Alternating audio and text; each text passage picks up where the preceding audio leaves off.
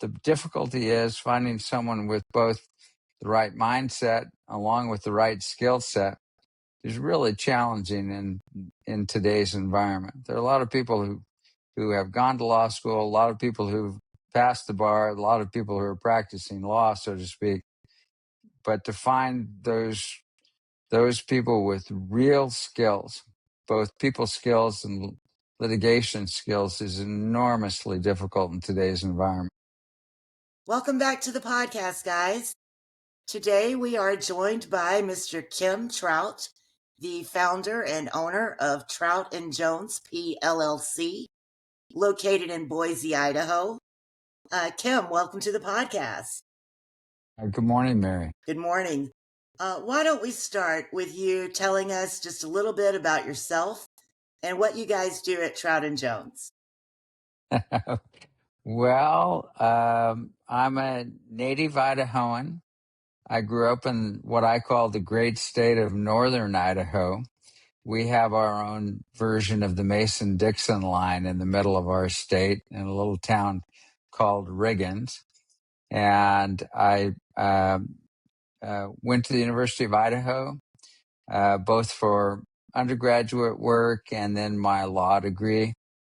And I started practice in a small community called Lewiston in North Idaho. And my practice evolved pretty quickly.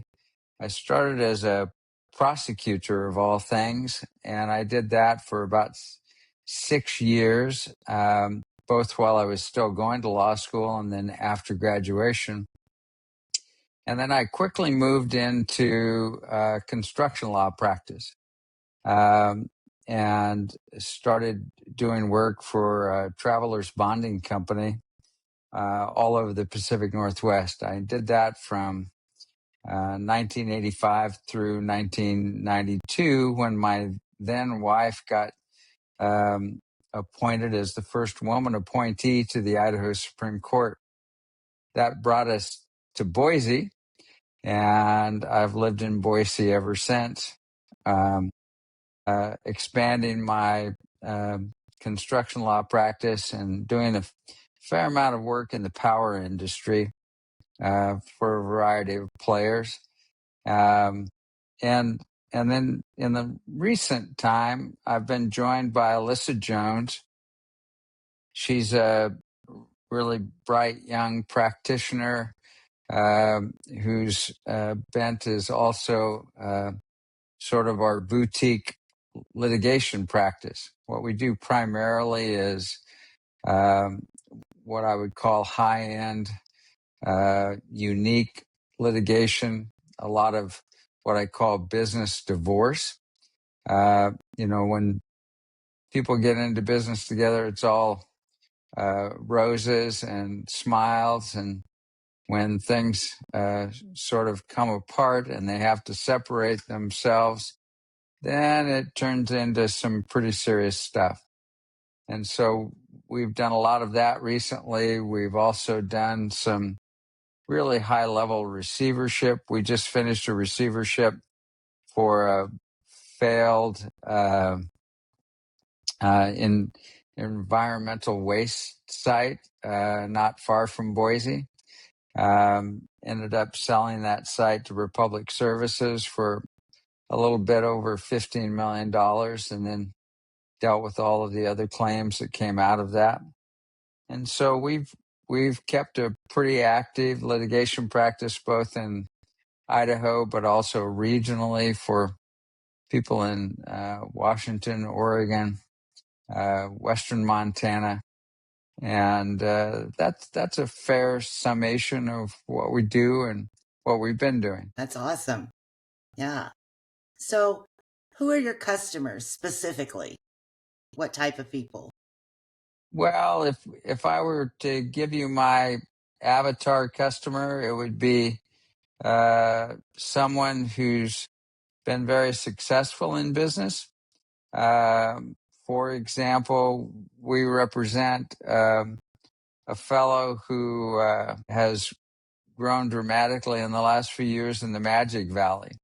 He started out, believe it or not, as a lineman working for an electrical business, and now he's the current CFO and chief operations manager for a Fortune 100 company in the power business. And he has taken that and parlayed that into a magnificent portfolio of agribusiness interests in the Magic Valley, which is just to the east of Boise. And we've been doing all of his work, both litigation and transactional, for the last 4.5 years. So there's my avatar client. Great. That sounds interesting. So tell me, Kim, are you guys using AI at all to do any of the stuff you do in your business? Basically every day. It has proven to be an incredibly valuable tool. For example, we routinely have large document cases. In other words, large numbers of documents that have to be managed and scrutinized and reviewed for whatever the kernel or nugget is that we need out of them. And we use a product from Google called Notebook LM. And Notebook LM has proven to be very valuable for purposes of summarizing large batches of documents and giving us insights that we might not otherwise get without having to utilize a software service called Relativity. Relativity is something that we've used routinely, but it's really more than or different than AI. It's not a large language model. Basically it's a relational database. But the combination of those two things provide us with really powerful tools to speed our ability to examine and synthesize large groups of information and documents, and saves us hundreds of hours of time, and certainly saves a lot of time and money for our clients as well. Great. So, what have been the biggest challenges you've faced in growing the business over the past year? Well, it's always time management, right? We're blessed to have uh, uh, great clients and interesting casework.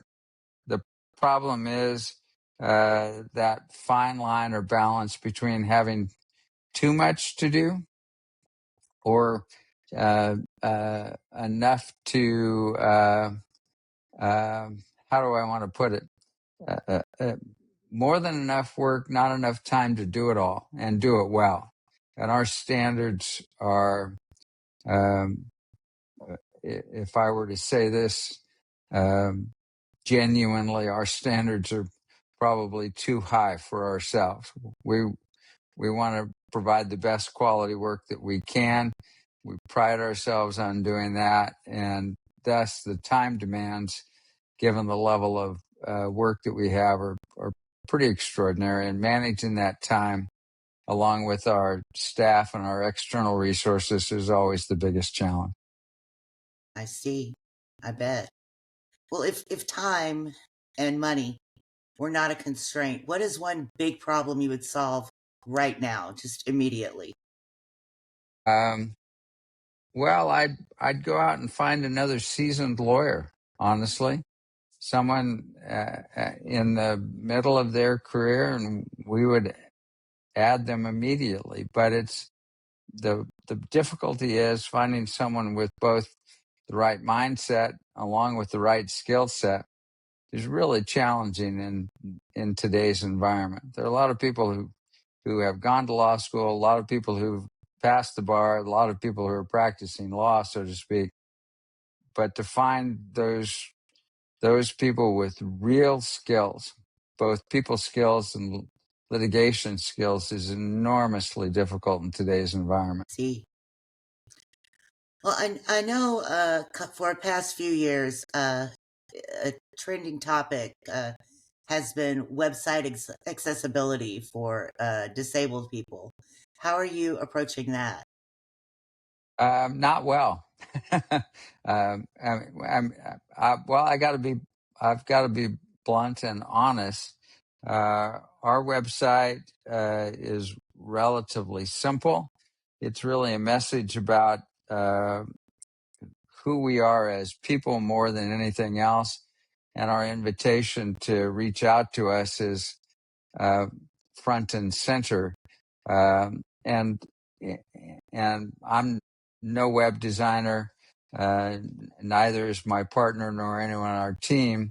And it's funny you would say that or ask that question because we've just engaged an IT person to help us try and accommodate that problem. And we're in process. I won't tell you we're anywhere near there, but your question is timely. Let's put it that way, Mary. Oh, tell me, what are your plans for 2026?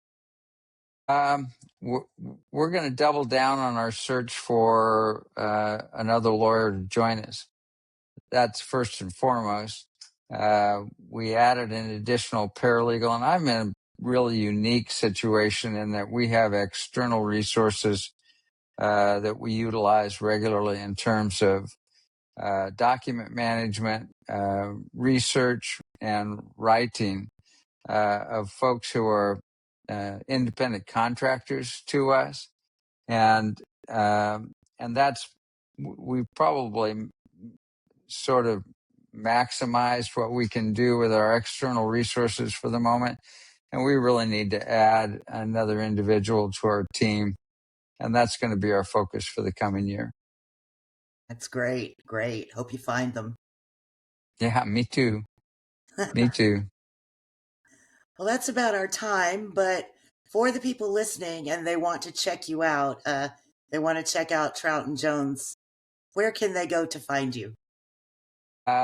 They should utilize our website, which is at www.trout-law.com. And they can also do a quick Google search and find us. We're located in Boise. Our number is 208-577-5755, and we're happy to take calls and answer questions for anybody who might have an inquiry, and we'll determine whether the problem is something that we can address, and then secondarily, whether or not we're a good fit for the client. Great. Well, thank you, Kim. I'm going to make sure to add some links to the description so people can find you. And thank you guys for watching. I'll see you next time. Bye-bye.